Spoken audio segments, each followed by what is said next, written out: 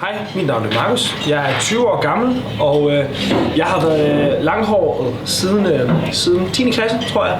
Jeg startede i 9., hvor jeg simpelthen var for doven til at få det klippet. Og det er ærligt, jeg var faktisk for doven. Men det var så også der, hvor jeg begyndte at få krøller. Jeg har ikke haft krøller før 9. klasse. Og så siden da har det bare groet til en muskuløs manke af mandighed.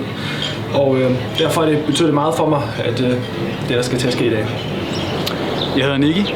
Jeg er 23 år. I dag skal jeg klippes. Håret har været der i 3 år. Det startede ud som et væddemål. Men væddemålet gik så hen og blev til en kærlighed til det hår her.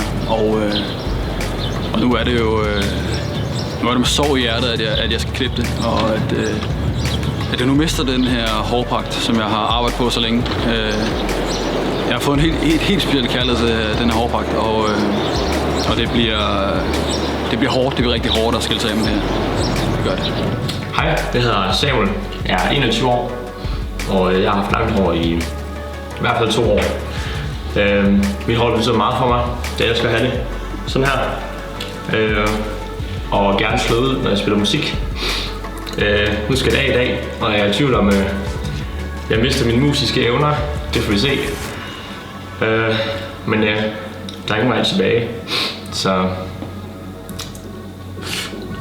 det skal nok gå.